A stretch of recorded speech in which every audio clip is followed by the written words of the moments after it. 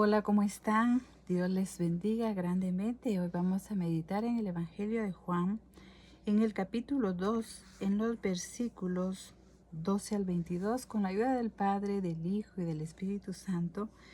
Vamos a analizar estos versículos maravillosos que el Señor permitió que quedaran registrados para que nosotros aprendiéramos.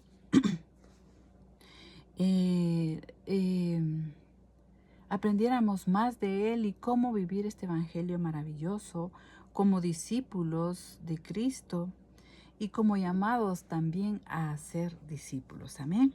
Y vamos a analizar el capítulo 12 y 13, donde Juan, se recuerdan que anteriormente Jesús estuvo en las bodas de Caná, donde no había vino, y transformó el agua en vino, ¿verdad? Y fue un milagro maravilloso y fue una de las primeras señales que Jesús hizo iniciando su ministerio, no para hacerse fama, sino con el fin de revelarse a sus discípulos quién Él era.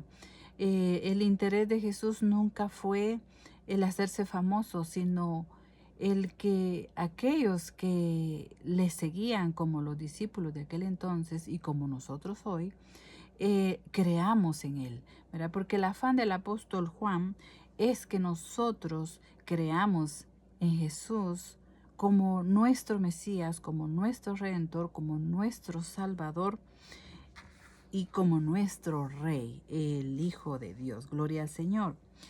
Y en estos versículos vemos que toda la familia de Jesús, su madre, sus hermanos, eh, incluso sus discípulos, que quizás eran como por ejemplo Natanael, que era de Caná, se mudaron a Capernaum. Y dice esos versículos que no estuvieron en Capernaum muchos días, porque el verso 13 nos da la razón. No estuvieron muchos días cuando se mudaron, porque seguidamente venía la fiesta de la Pascua y tenían que viajar a Jerusalén, porque era el lugar donde se congregaba todo el pueblo de Israel para adorar a Dios y para recordar aquel acontecimiento maravilloso que fue la liberación del pueblo de Israel de la esclavitud de Egipto, y los recordaban con una cena pascual.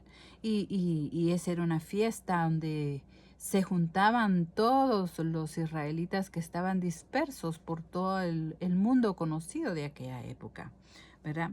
Pero nuestra interrogante, ¿por qué Jesús se fue de Nazaret? Bueno, los evangelios no lo cuentan cuál fue una de las razones, pero Jesús, ustedes saben que Él no se movía por las circunstancias. Él se movía bajo la voluntad y el plan de Dios, porque la vida de Jesús estaba perfectamente diseñada y planeada por el Padre.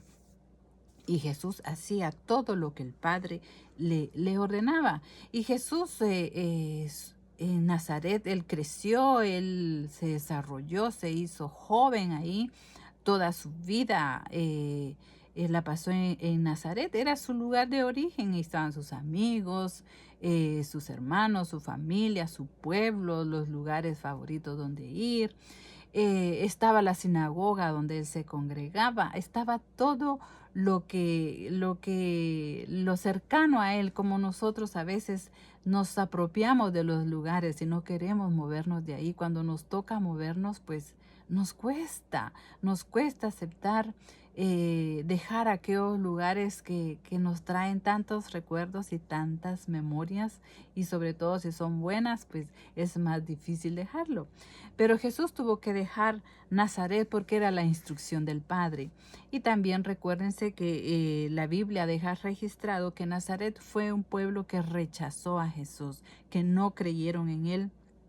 Y Lucas 4, capítulo 4, verso 16 al 30 cuenta la historia maravillosa. Se los dejo la cita para que ustedes lean, porque ahí narra la sinagoga donde él se congregaba, lo que hacía, leía, pero llegó el día en que Jesús se manifestó como quien él era, ¿verdad? Jesús se manifestó como el Mesías, como el Hijo de Dios por medio del bautismo de Juan.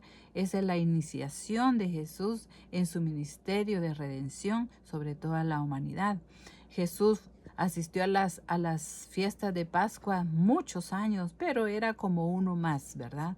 Pero después de que él fue activado por Dios para ejercer su misión, todas las Pascuas que él visitó en el templo de Jerusalén, él no pasó desapercibido. Siempre había algo que atraía a las multitudes, como las enseñanzas de Jesús, como los milagros que se hicieron en los días de la Pascua cuando él llegaba a Jerusalén.